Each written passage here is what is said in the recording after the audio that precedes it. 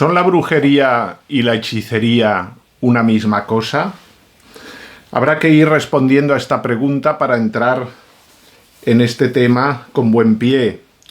Voy a seguir la opinión de autores que tienen buen criterio, que han estudiado el tema como Julio Caro Baroja, que diferencia en efecto entre la brujería, esa brujería del aquelarre, de la adoración al demonio, y la hechicería, que tiene más de magia natural. Aunque, como veremos, es muy difícil delimitar ambas disciplinas, ambas prácticas, porque fácilmente se traspasan los límites. Ambas podríamos decir que son magia, pretenden ser magia, ¿no? Y por lo tanto, en la medida que son magia, como dijimos cuando hablábamos de la magia negra o la magia blanca, es magia maléfica que en la hechicería se presenta como práctica, en todo caso individual, y en la brujería como culto colectivo, lo que decíamos antes, el aquelarre. Para eso tenéis precisamente el vídeo que hemos dedicado a este tema. La hechicería podríamos decir que es mercantil fundamentalmente. Busca un rédito económico por parte del hechicero. El hechicero se gana la vida siendo hechicero, podríamos decirlo así. Busca clientes.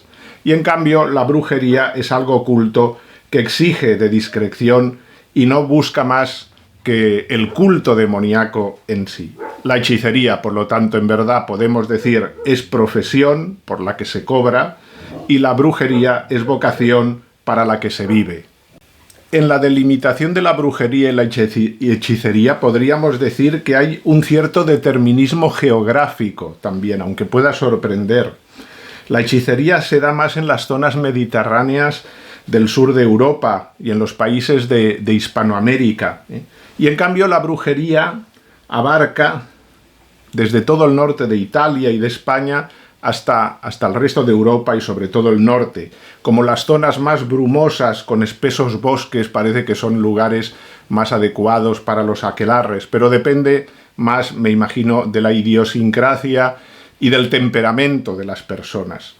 En la brujería el demonio es el protagonista. Sin Satanás no hay brujería. En cambio puede haber hechicería sin invocar a Satanás. La hechicería, de hecho, no pretende transgredir o violentar, en principio, la creencia religiosa, como lo hacen las brujas.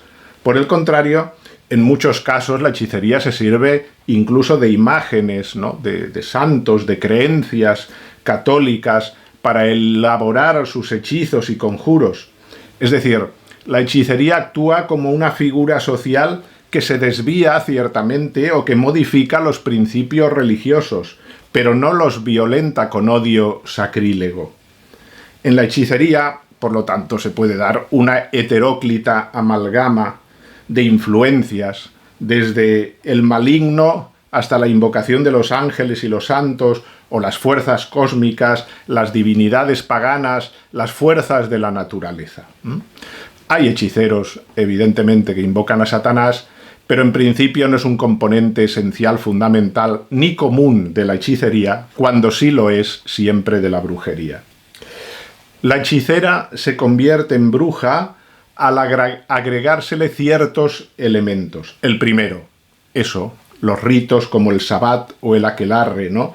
Las asambleas de brujas en el campo o en lugares discretos, donde se burlan de los ritos cristianos, donde adoran al demonio y se unen carnalmente, pretendidamente al menos, con él y con otros de sus seguidores.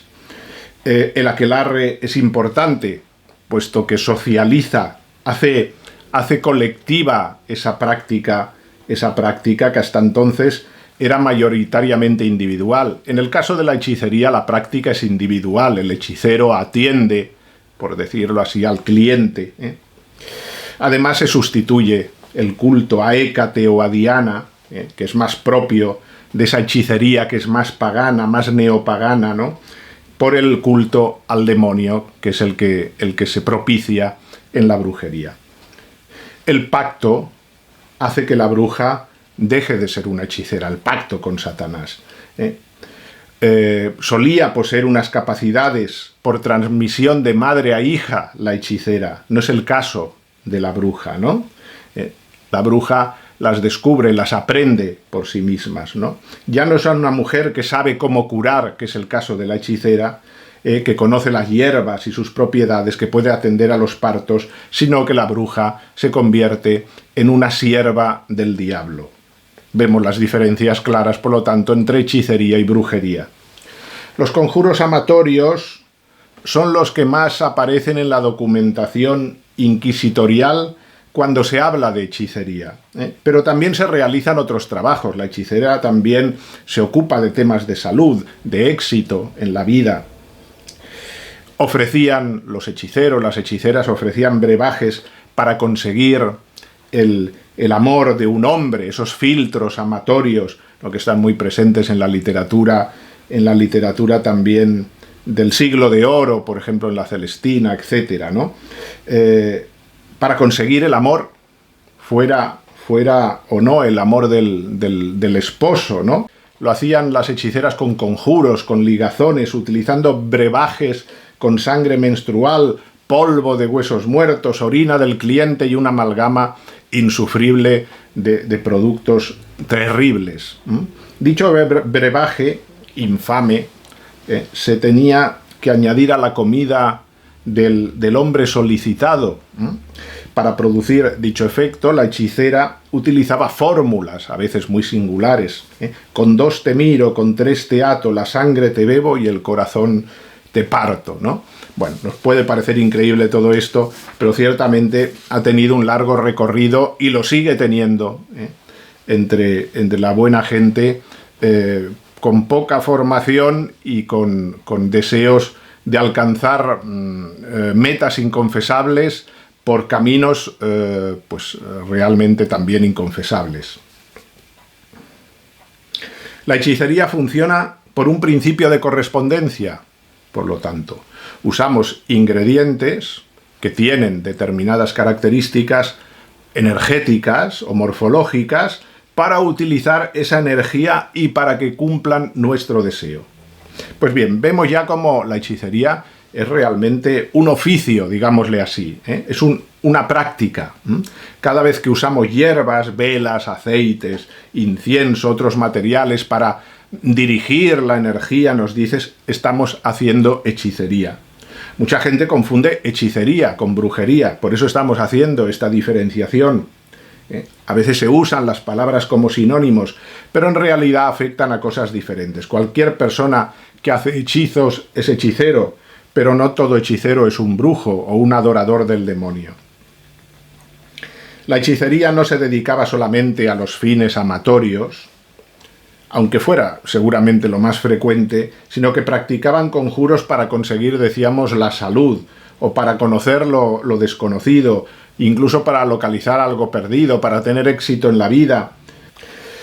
Para todo esto hay una gran variedad de invocaciones, de conjuros, de ensalmos, que en principio deben considerarse muy distintos de aquellos que utilizaban los curanderos o los sanadores, que suelen utilizar más oraciones, ¿no? y suelen remitir la capacidad que tienen de percibir la enfermedad y de ayudar en ella a la ayuda divina, nunca a una capacidad adquirida o heredada, nunca evidentemente a la acción del demonio. Curadores y sanadores son una serie de personajes también marginales, sobre todo en las sociedades más antiguas, ¿no? En España siempre los hubo, ¿no? Pero que tenían, por decirlo así, una consideración bien diferente de lo que era el hechicero y de lo que era la bruja, evidentemente.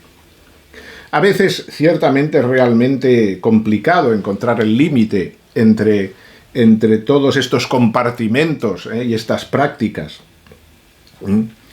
Hay hechiceros que son brujos también, ciertamente, y hay curanderos que pueden caer en la hechicería. No son prácticas perfectamente definidas y delimitadas, por lo tanto, hay que ir con cuidado y hay que examinar cada caso. En todo caso, podríamos hablar, en el caso de los hechiceros, de una cierta magia natural, como una ciencia oculta que tiene como objetivo manipular y controlar las fuerzas que hay en la misma naturaleza. La magia natural no obtiene poder de lo sobrenatural, más bien su poder proviene del mundo natural, ¿no? Se trata de conectar con la energía de la naturaleza, con la energía que proviene de la Tierra, del universo. Es realmente un panteísmo, ¿no? Es la magia en definitiva pagana. Está asociada a los 4 elementos del agua, el fuego, la tierra, el aire. Se trata de utilizar la energía que proviene de la naturaleza, del medio ambiente hoy tan venerado, ¿no? Y la energía que hay en cada individuo para llegar a producir cambios que son, en definitiva, los fines que se esperan. Son deudoras de aquellas antiguas religiones telúricas, primitivas, todas estas prácticas y toda esta forma de actuar.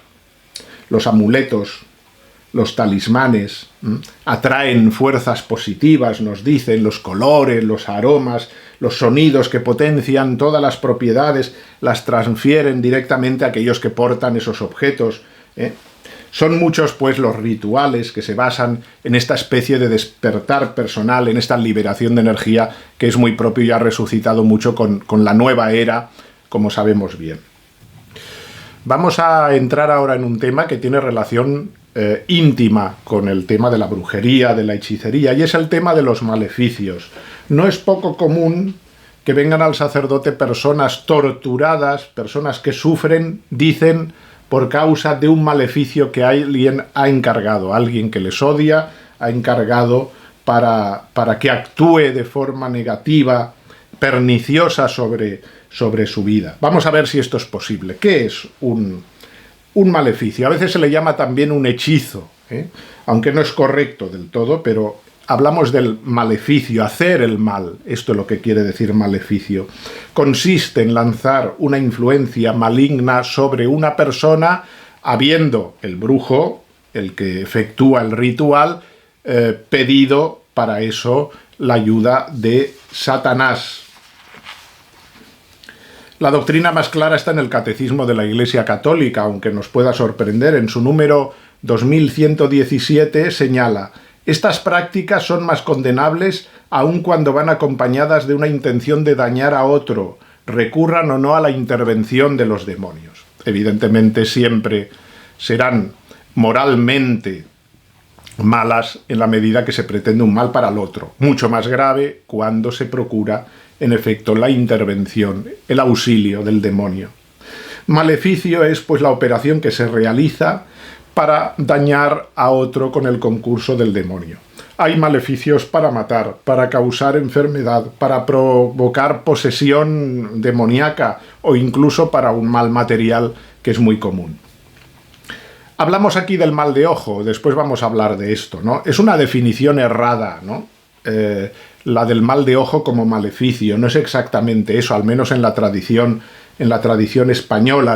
El mal de ojo se refería más a un deseo del corazón envidioso y malvado que siente odio y rabia y le desea un mal a otro, ¿no? Es lo que se decía en castellano ojeriza, pero no hay una invocación al demonio ni una capacidad eficaz, ¿no?, de hacer el mal. Se desea, hay un odio, hay una rabia, una ojeriza. Eso sería el mal de ojo. Después lo vemos. El maleficio tiene efectividad en la medida, evidentemente, que Dios lo permita. ¿Por qué? Porque un ritual mágico, un maleficio, va a tener efectividad si Dios permite que tenga efectividad. No es, por decirlo así, omnipotente el brujo, ¿no? Es decir, de la misma manera que el demonio no lo puede todo, está limitado por la misericordia y la providencia divina que evita a los hombres muchos males. Se hacen muchos rituales que no tienen ningún tipo de efectividad porque Dios protege de forma quizá providente a aquella persona que es objeto de este ritual. ¿Por qué? Porque además las personas que en principio viven en gracia de Dios, de alguna manera están protegidas contra todo esto. Es cierto que Dios puede permitir la acción de fuerzas preternaturales, los ángeles para el bien, incluso los demonios que están ahí ¿para qué? Para tentar, ¿no? Están para tentar. No de otras entidades, no busquemos otras entidades, iríamos ya a la dinámica del espiritismo, porque no existen fuera de estas que hemos citado, los ángeles o los demonios, ¿eh? Pero incluso esas entidades preternaturales no pueden actuar al servicio de nuestra voluntad cuando nosotros queremos, si Dios no lo permite. Dios siempre pone un dique a esa acción.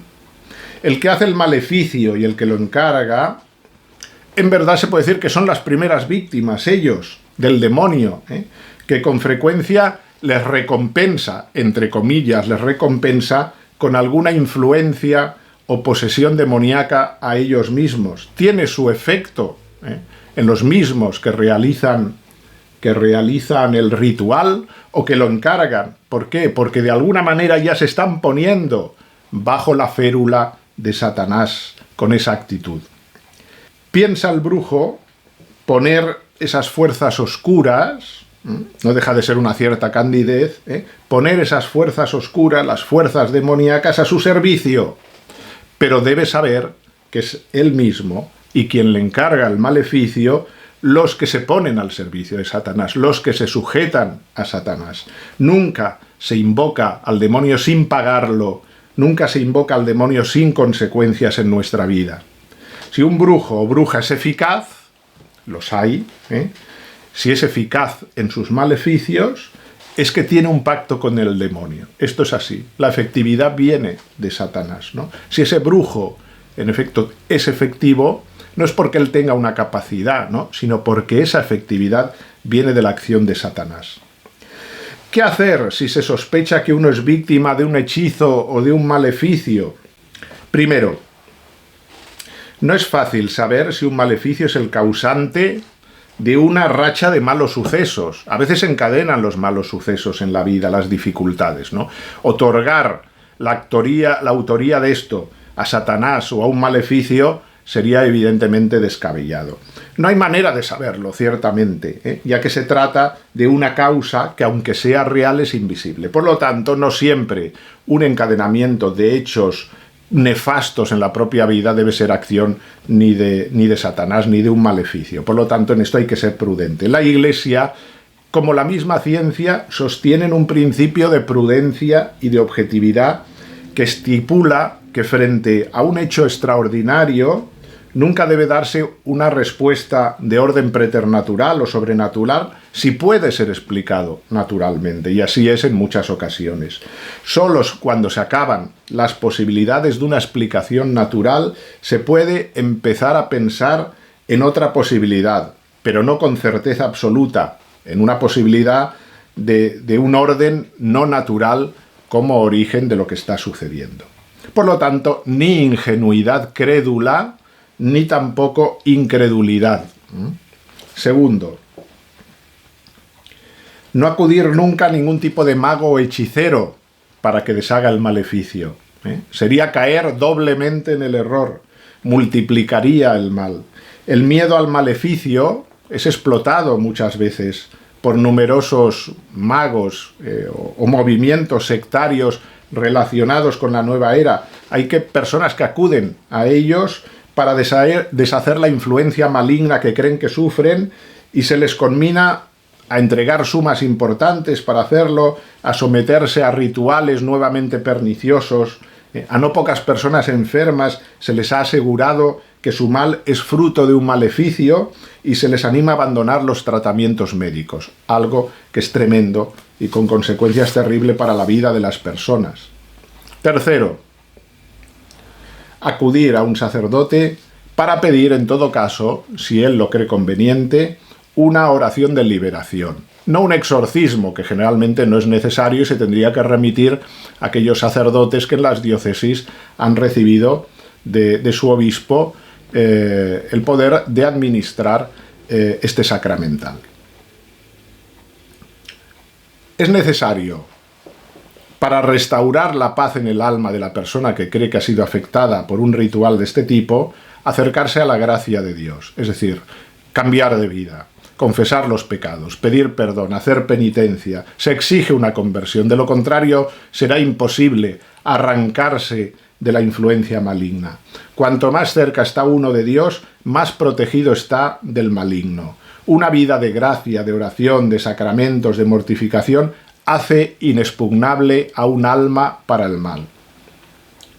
Si eres tú el que te has metido en ese mundo oscuro, seas brujo, seas hechicero o seas cliente, busca a Cristo, porque de lo contrario no te vas a librar jamás del yugo al que te has uncido voluntariamente, que es el yugo de Satanás.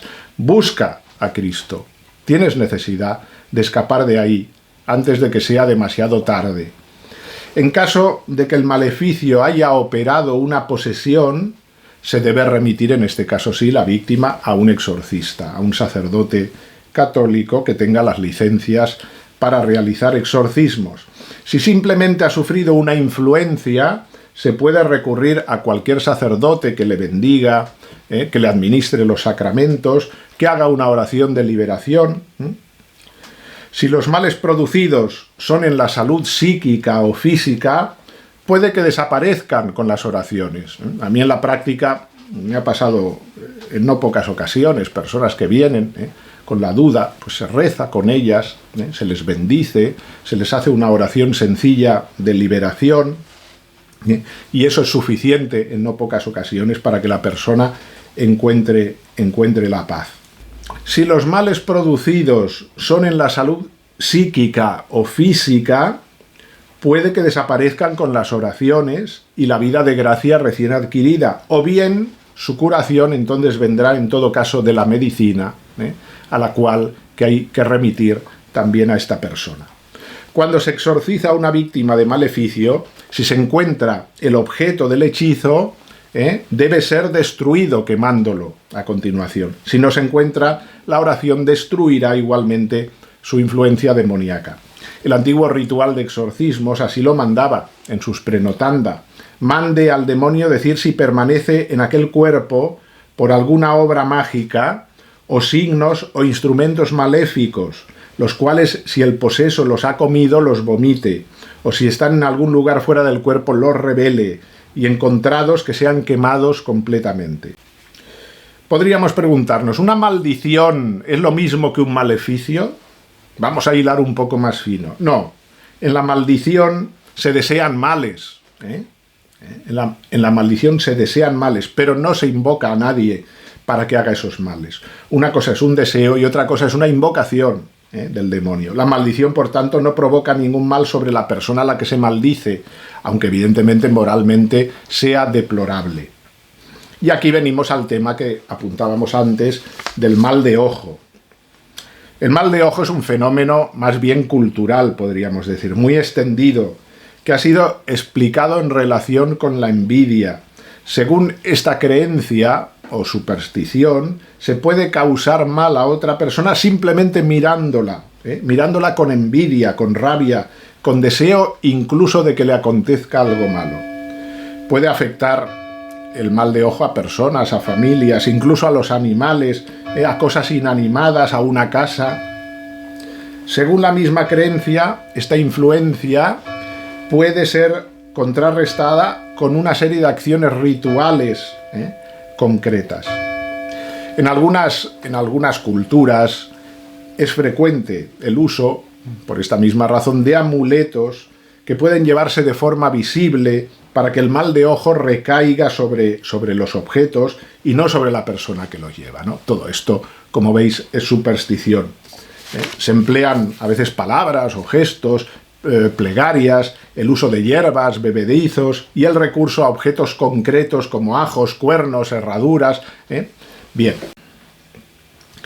En ocasiones se utiliza la expresión mal de ojo para expresar un conjuro, un maleficio, lo cual ya es algo distinto. Por lo tanto, no sería esta la idea de lo que ciertamente se ha entendido por mal de ojo en muchas latitudes, no solo en España, que en muchos sitios de España, en zonas más bien, pues evidentemente rurales, existía estas creencias supersticiosas. En toda Europa y en otros países, ¿no? existe este término. Algunos llaman, en efecto, mal de ojo inadecuadamente aquello que no lo es, que es el caso del maleficio del cual acabamos de hablar. Con la llegada del cristianismo, todas estas supersticiones, como el mal de ojo, se diluyeron, pero han quedado restos calificados, pues como eso, como supersticiones, que es lo que en definitiva son.